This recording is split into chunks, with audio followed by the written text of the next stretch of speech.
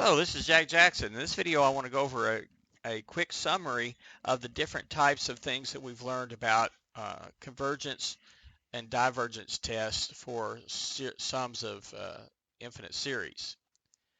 So I have a little table here that I think is useful for this, and it kind of compiles all this in a table. So the columns here are, the first one is the name of the test. The second one tells you what hypotheses you must have. Remember, you have to make sure that the hypotheses are satisfied in order to apply the test. Then we see what condition you have to have for the series to converge and what condition you have for it to diverge. And then some comments over here. Sometimes the comments will tell you something about the remainder or bounds that we might have on the sum, or when you might want to use that. So let's go over this quickly. The first is the easiest to use. It's the nth term divergence test. It can be used with any series, but you never have a conclusion of converges with it, only with diverges. So you take the limit of the underlying terms, the limit is k goes to infinity of a sub k, and if that's not 0, then we know the whole thing is going to diverge.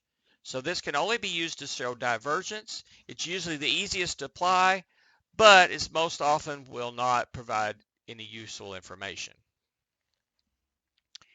So the next thing is the direct comparison test. Maybe go ahead and call this the direct comparison test, or just comparison test. It's positive terms on both series.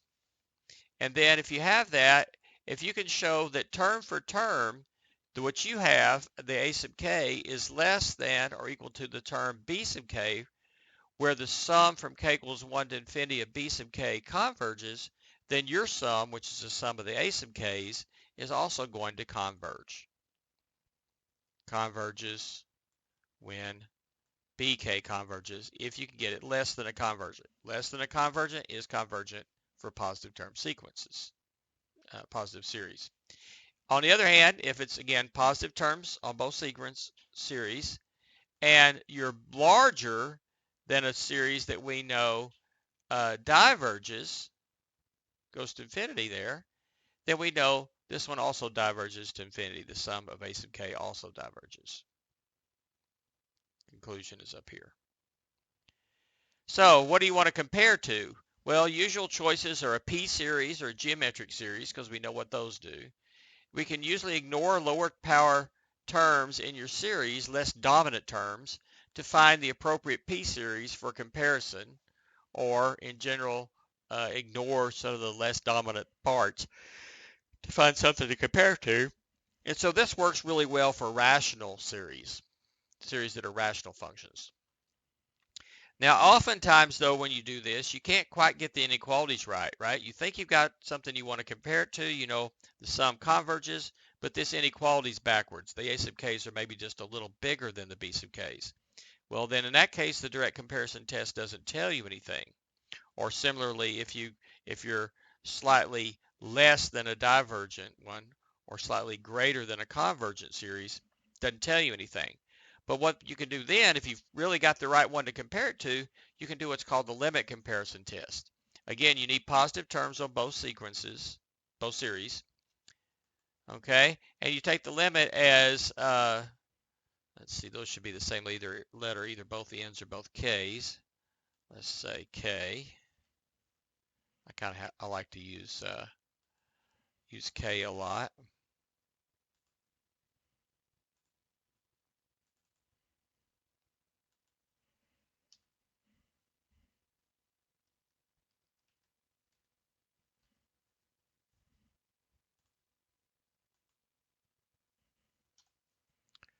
Okay, and so if we look at the ratio, now you put the one you're looking for, a sub k, on the top.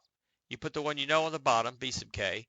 And if that has a limit that's not 0, but a positive limit, not infinity, not 0, something in between, then the sum and the b sub k is a convergent series, then we get a convergent overall for our a sub k. If the b sub k diverges and you get a limit, this time it could be, again, a positive number, not 0. Okay, or it could actually approach, this could diverge to infinity. And either way, then the sum of the b sub k diverges, then the sum of the a sub k's is going to diverge as well. So sometimes you can just jump directly to that if it's difficult to show this inequality in the direct comparison test. If that's more trouble than it's worth, then sometimes the limit comparison test will work, or if you can't get those inequalities going the right way. Now notice, by the way, if this limit is 0, then the test is inconclusive. It may diverge or it may converge. We really just don't know. And basically it's saying the series do the same thing when you get a limit. Now the integral test, what we do is we take a new function, you replace sort of k by x, but now k is a natural number, but x is any real number, or at least any real number bigger than 1, from 1 up.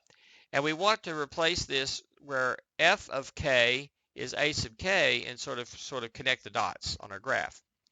And the function f then needs to be decreasing, positive valued, and continuous on the interval from 1 to infinity. Okay, and then if you do that, then you can integrate from 1 to infinity f of x dx. If it converges, then your series a sub k converges. However, if that integral diverges, then your series sum of a sub k diverges. Now, when the hypotheses are satisfied, you got to have all that, of course. And then you also have to be able to figure out what this integral is. Okay, so you need to be able to find an antiderivative of that f of x, so you can use the fundamental theorem of calculus along with limits for the improper integrals and figure that out.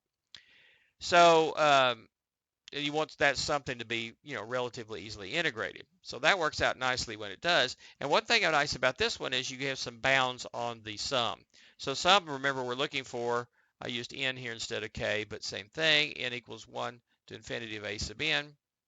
That sum is the s, the sum that we're looking for. Well, when it does exist, it's actually greater than or equal to the integral from 1 to infinity of f of x dx.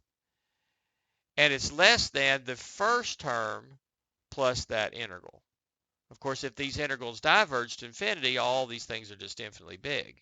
But when these integral converges, what is it? Your sum is actually between that, whatever that integral converges to, and whatever that integral converges to, plus the first term of the series. So your remainder term is always less than the integral from n to infinity of f of x dx.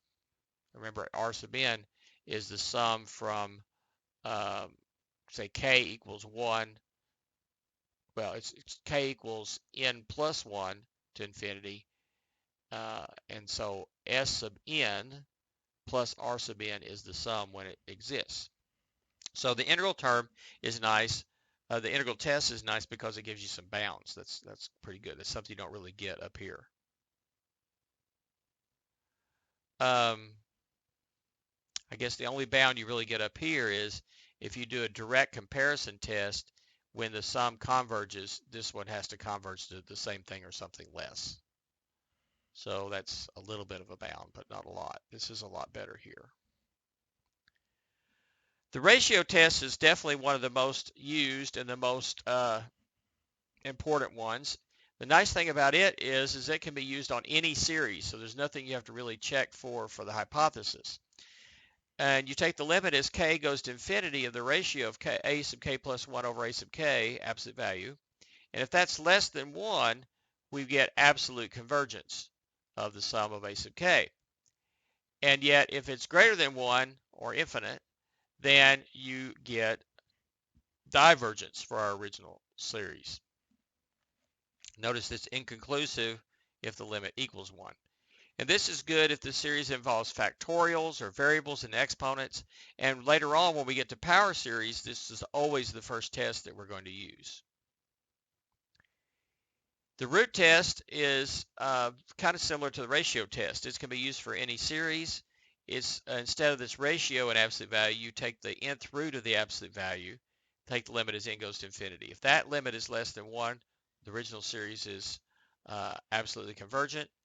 And if that limit is greater than 1 or infinite, then the original series is divergent. It's inconclusive if the limit is equal to 1. And this is a good if the series has the form of something to the nth power. However, the ratio test is usually off, or is often as good in that case. And then finally, the alternating series test. The terms must alternate in size, and the terms must be decreasing in absolute value. And if the limit is 0, then it's going to converge. And if the limit's not 0, then it'll diverge. Of course, the divergence test will tell you that second part anyway. It's usually the easiest to do because all you have to just check for is a limit and an alternating sign and decreasing in terms. Sometimes decreasing in value here is a little bit tricky. That's one of the things you have to check on the integral test as well. Okay. And where can you see the negative alternating sign? We'll look for a -1 to the n or some variation of that. And it turns out here we have a nice bound on the remainder. R sub n, absolute value, is less than or equal to the n plus 1th term, a sub n plus 1. Now, however, notice that will only give you, that will only tell you necessarily, it won't tell you necessarily if it's absolutely convergent, right? So it might be conditionally convergent. So remember all of this. The sum that we're looking at, S sub infinity, or S, is the sum from k equals 1 to infinity of a sub k. That's the sum we're looking at. The R sub n is the sum from k equals n plus 1 to infinity of a sub k. So S sub infinity is Sn plus R sub n. Of course, assuming these actually exist. If the series has some negative terms, then we can take the absolute value and apply one of the positive term tests to test for absolute convergence. And if I've said it's very important that these hypotheses in this column here are satisfied, but actually it turns out if they're only satisfied for the infinite tail, it works. So for example, a couple of these require positive terms here. Those three, for example, these three tests here, direct comparison, limit comparison, integral test, require positive terms. Well, if it has some negative terms, that's okay as long as it only has a finite number of negative terms. Just get all the negative terms out of the way, and the rest of it from some point on is all positive terms. As long as the hypotheses are satisfied from that point on, you can still apply the same test. That's true for all of these. It needs to be true for that infinite tail. Okay. So at this point, you should be able to look at a series, and first, you should just kind of have some idea if it's going to converge or not, based on our knowledge of dominance of functions and so forth. So you should have some idea whether it's going to converge or diverge just by looking at it. The other thing you should be able to do is to look at it and tell which one of these tests is likely to be the one that we want to use. So we need to practice this and practice using these tests. And of course, you'll have, once you think you know which one it is and which way it's going to go, you still have to apply the test, make sure it meets all the conditions it's supposed to be, all the hypotheses are satisfied so you can apply the test. Then you have to chase through all the details and come to your conclusion. When you state your conclusion, you'll say it converges or diverges, or converges conditionally or converges absolutely by whatever test. Okay. So in textbook problems, the directions may tell you what test to use, or it may come from a certain section, and so that kind of gives you a strong hint of what kind of test you should use. However, if you encounter one of these out in the wild, or maybe on a final exam or something, these identifiers will probably not be there. So you have to decide which is the appropriate test to use, hence the table up there for help. But as always, you want to work your problems out. So here I have a set of problems here, and we're going to take a look at this over the next probably 3 videos. I'll probably do a video for each column here. And what you need to do is to decide, are these absolutely convergent, conditionally convergent, or divergent? State what type of test you use to verify that. When you're using the test, be sure that you verify all the required conditions for using the test are satisfied before using it. If the series converges and you can find an exact value for the sum, then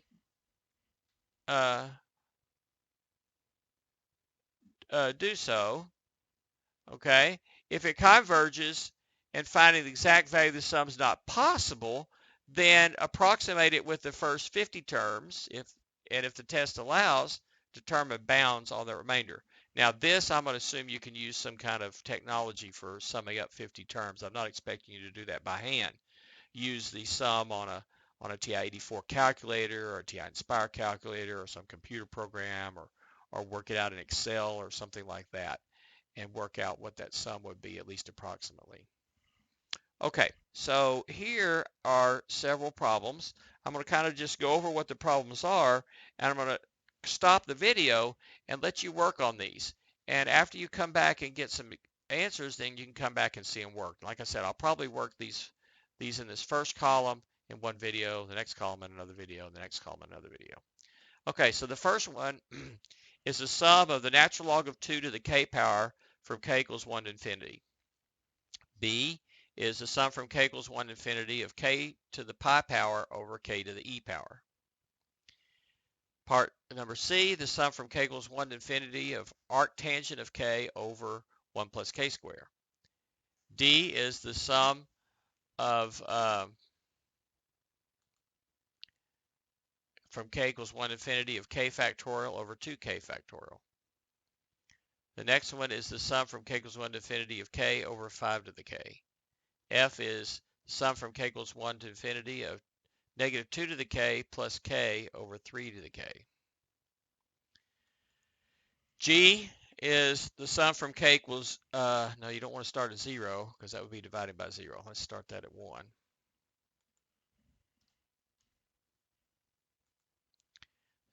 K equals 1 to infinity of cosine of k pi over k. The next one is the sum from k equals 0 to infinity of 5k plus 2 over 3k squared plus 2k plus 1. I is the sum from k equals 5 to infinity of 7 over k times the natural log of k to the 4th power. Okay. The next was the sum from n equals 1 to infinity of 5n squared plus 6n plus 1 over 4n squared plus 6. K is the sum from k equals 1 to infinity of 5 to the k plus 2 over 2 to the k plus 3 to the k. Problem L is the sum from k equals 2 to infinity of 3 to the k plus 2 to the 2 times k plus 3 over 8 to the k power minus 11. M, the sum from k equals 0 to infinity of 3 to the k power times k plus 1 over 7 times k factorial. Notice 0 factorial is 1, so you're not dividing by 0 there. N, k equals 1 to infinity of 1 plus sine square of k all over 8 times the square root of k. O, the sum from k equals 1 to infinity of 4k to the k over 3 to the k power times k factorial. 3 to the k power times k factorial is the whole denominator. P, the sum from k equals 1 to infinity of k squared times e to the negative k squared. And Q, the sum from k equals 1 to infinity of negative 1 to the k times the 5th root of k to the 5th plus 4k, and divide that by 3k squared plus 5k minus 7. All right, so there's several examples. If you can do all these, you're probably getting pretty good at working out these problems, particularly if you can do it without looking up a lot of stuff in your notes. So once again, what are we trying to do? We're trying to find whether they converge absolutely, whether they converge conditionally, or whether they diverge. What test did you use for that? Be sure that you establish all of the appropriate conditions that you need to use that test. If it has an exact sum that you can figure out, well, do so.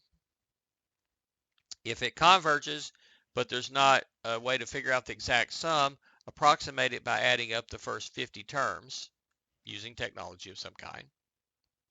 And if your test that you use allows you to find some bounds on the error or some bounds on the sum, go ahead and do that as well. Okay, so You take these home now, work them out. When you've worked out the first 6 there, come back and check those the next video, and the next 6 the next video, and the next 5 the next video. Have fun working these out. We'll check them here in a few minutes. Bye-bye.